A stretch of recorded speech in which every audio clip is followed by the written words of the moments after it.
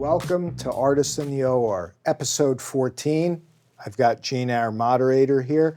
We're going to talk about facelift things, but complicated stuff specific to deep plane, deep plane, deep plane. Everybody talks about deep plane. We're going to talk about the high SMAS approach to deep plane. That's our technique here at Spiro Plastic Surgery. So welcome, everybody. Thanks for having me. Thanks for hosting. Thanks. So, all right, let's get into it. So all faces are different. We know that, obviously. So what is it in any one face that creates the aging process? So why do faces kind of age the way they do? Because everyone comes in essentially with the same problems, even though everyone's face is different. But you know, you let them talk and tell them what they think the issue is, because you don't want to pick someone apart. But why do they age the way they do? Right. So it's about structure and support. And skin on the outside, everybody ages differently. How much sun you had, how much, skin care you did, what your genetics are. Support, it's bony stuff. So people that are blessed with great bone structure, they tend to maybe not age as poorly and as quickly. And age it happens is an issue, plus everything on the in between skin and the structure. Deep tissues include the fat, the muscle, everything's sort of going at its own pace, separating, sagging, losing volume, so it's all different. Yeah. So the name of the episode, Deep Plane High SMAS Face and Neck Lift Technique, tongue twister. So get into what deep plane means and what high SMAS means for our listeners. So interesting, little history lesson now. So in 1990, there was a plastic surgeon, remember that, plastic surgeon, by the name of Sam Hammer, who coined the term for the first time, deep plane. And really what he meant was, we have a SMAS layer, SMAS, and that's a layer of the fibrofatty muscular layer beneath the skin and over bone. And he said, a surgery that you do deep to that layer, he named it deep plane. Now, fast forward, the real father of deep plane became Tim Martin, because although he never used the term deep plane, he used the word, he was the father of the high SMAS technique. And he sort of took it to the next level. So we're all following in that footsteps, but somewhere along the line, coincident with social media, facial plastic surgeons who were different specialty, but doing facial aesthetic surgery, sort of rebranded it and really sort of brought out the term deep plane again. It became lost to us in plastic surgery, but I'm sort of saying, hey, really, we're talking about the same thing, we're just doing it differently, and we're gonna get into that. Yeah. So obviously there's different techniques for everything. So what's the high SMAS versus different facelift techniques? Yeah. So, there's a skin-only technique, there's a plication technique, then there's the sort of higher level, upper echelon, various deep plane techniques. Now, what differs between a facial plastic surgeon's deep plane and a plastic surgeon's high SMAS approach is how you go about the layers. So in the facial plastic surgeon version of deep plane, it's a monolayer. They're keeping the skin, the fatty muscular layer sort of together and shifting it, maybe separating it only partly. In the high SMAS technique, it's separating everything apart. We call it bilaminar, but it's multi-layer. And the benefit of multi-layer, we think, or I think, the disciples of the tree of Hammer, Tim Martin, have said, well, aging happens in different places in different ways and in different vectors and orientations. So we believe if you separate things out, you can move them differently. Maybe you're moving the deeper tissue straight up in the face. You can't have a scar across your face, but if you move the skin away, you can move the deeper tissues up, secure them there, reset them, and then you can drape the skin over this way so you could hide the incisions and scars. Yeah. So that's, I think, the big difference. Yeah. So when people come in, I think they sometimes want to address just they want their neck done individually, they want their face done individually. So can you separate it individually for facial rejuvenation? Talk about it together. You can do it. The trends are that aging happens in unison. And to get the most powerful result, a neck lift alone you can do. A facelift alone separated away from the neck, no way. Yeah. A high-level functioning plastic surgeon is not doing face-only facelift. They're doing face and neck lift.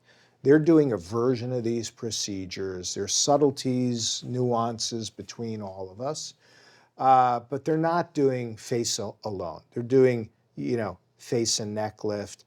Now, neck lift alone in a younger person who may be only really aging just in their neck, maybe. But the real power of the operation is the combination of face and neck lift. Yeah. So I know in your procedures, obviously you do sometimes upper lids, lower lids, fat grafting, lip lifts. So there's a bunch of different things that can all be combined too. Yeah. So kind of get into fat excision versus fat Yeah. preservation. So when to remove fat versus Yeah. when to reposition it, when to Yeah. graft it, Yeah. because it's some people have lots of questions and you got to Yeah. be detailed.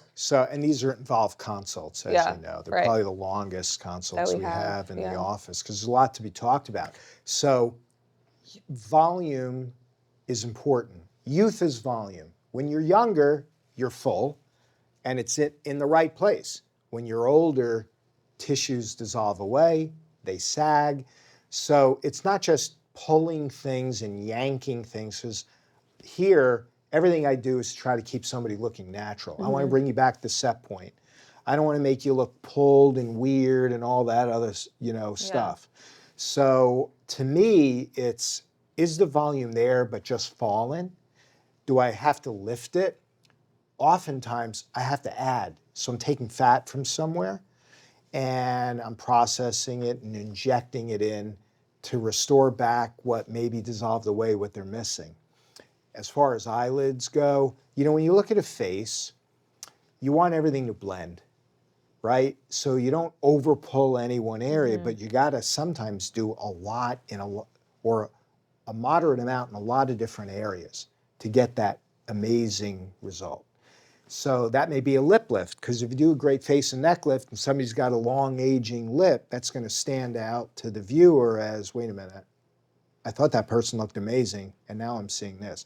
Or you do a face and neck lift, and their eyes are aging, skin sagging, fat's bulging out, bones are too prominent.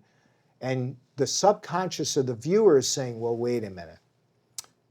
A 35-year-old wouldn't have had that hollow there. So this may look good, but what about that? So when we look at somebody, we kind of look at them and throw the kitchen sink of thought at them. We're not like salesy and say, oh, you got to do this, you got to do this, you got to do this.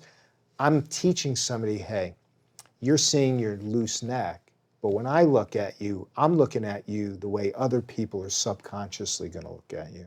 And if you really want to step back in time for yourself, and most people just want to look like them, just from before, right? So I'm looking at, okay, I got these tools in the toolbox.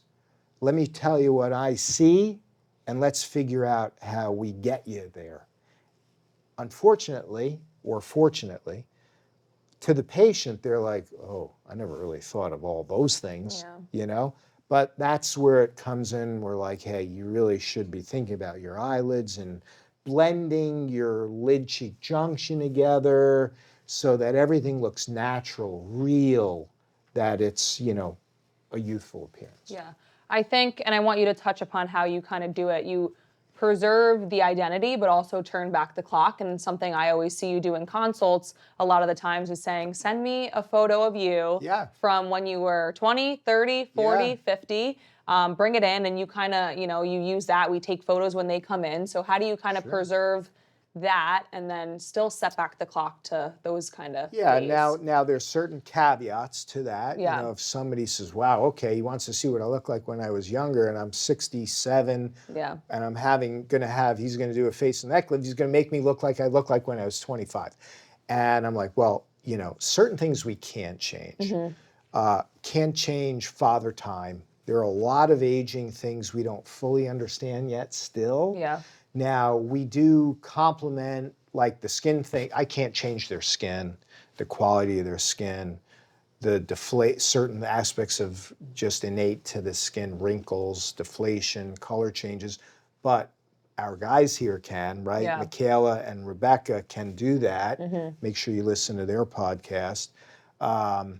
So lasers and injectables and good skincare and microneedling and facials and peels and sunscreens, you know, that's like, you know, you heard of the food pyramid. Well, there's the aging facial skin pyramid, same thing.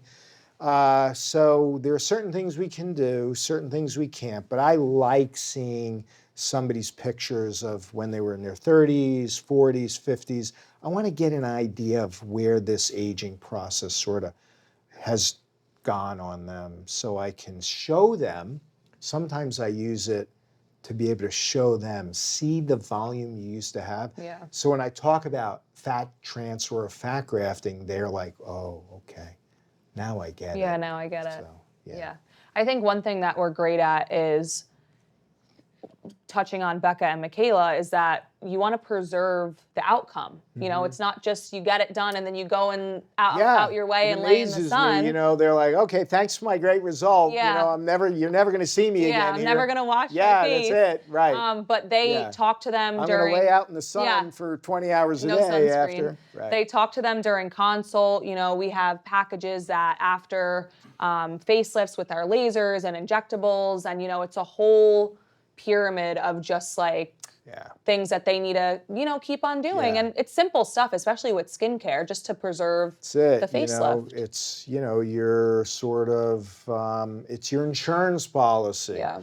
Now, it's never going to stop aging, right? People are going to age, but it's going to help. For years, I used to tell a story about one facelift patient of mine from, I don't know, I'm going to say 20 some odd years ago.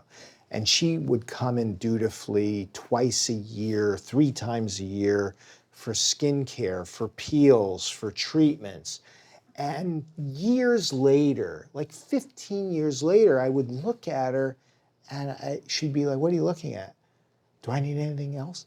And I'd be like, no, it's amazing how long this outcome has stayed so pristine. Yeah. So those are important things. Yeah. So lastly, to close out, you're an artist. You could see your art behind us. You know, it's everywhere in the office because sometimes patients are like, that's an amazing picture. And we're like, no, he drew that. So what is the role of surgical artistry kind of play in your surgical decision-making when it comes to face and neck lift and facial rejuvenation? It's a great question. There's certain things you just can't teach, and I teach the residents in aesthetic surgery.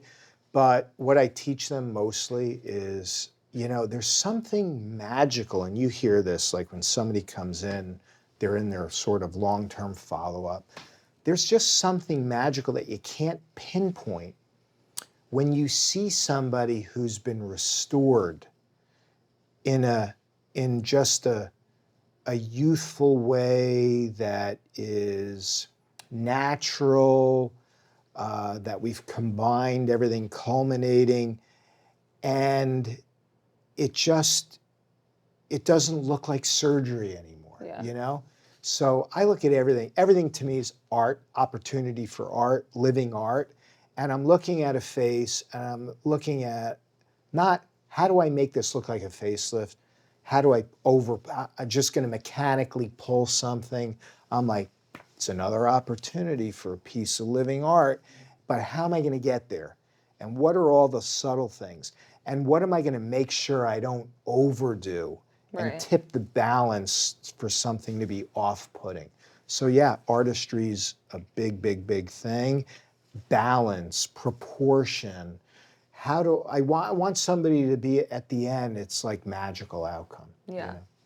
which they look at themselves and we just had someone the other day and she's like, I just can't believe it. When I look in the mirror, she's like, it's you know, it's me. And that's just, and her confidence was just back, which is the it best ends up part. being among the most gratifying things that we do here, you know. So. All right, that was great.